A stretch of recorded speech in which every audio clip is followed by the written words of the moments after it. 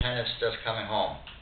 Hartford also had a second alarm fire earlier that day. Fairfield had a working house fire on Sasko River Lane around 1:30 yesterday afternoon. An elderly female and her housekeeper escaped injury. The house is the total loss according to Deputy Fire Chief Arthur Reed.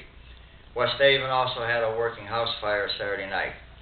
And I know Watertown had a working fire during the week too. Winter is always the busiest season for fires and fire fatalities.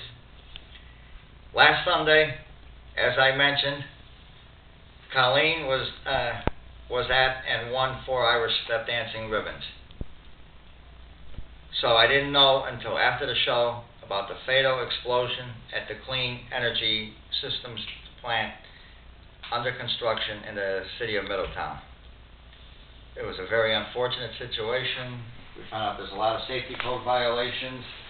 And tonight, my guest is retired CLMP Chief Electrician Nick Kasha.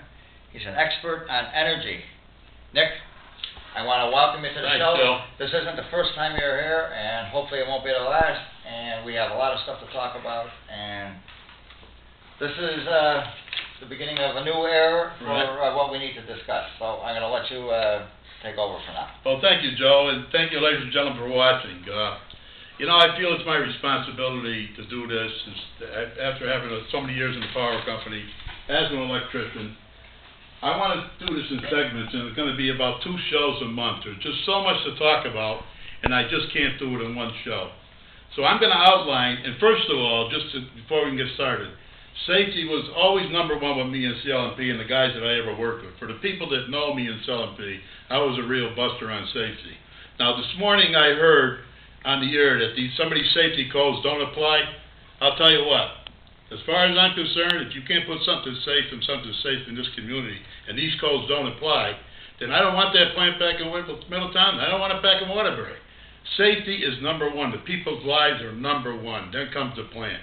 But now let me go on to what I was going to do here, because I've got about 10 or 15 shows. And let me just go you the segments and try to take you through them very slowly. They're all going to be on Channel 96.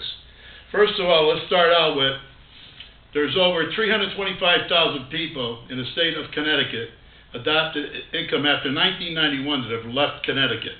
Where did they migrate to? North Carolina, Georgia, Virginia, South Carolina, and let's see. Yeah, North Carolina, Florida, South Carolina, Georgia, Virginia. Okay, they migrated south. Of course, we had some people move in. Out west, Nevada, and out west, California, Nevada. We're going to get into that shortly. I'm going to show you. Yeah. When I was out west, I'll show you the kind of generation that they have out there. Now, I'm not going to tell you to put generation here. I know there's a big problem because of people got killed. At Middletown, it's still under a big investigation. I've worked in these gas plants. I've got my own opinion. I'm not going to say nothing about that.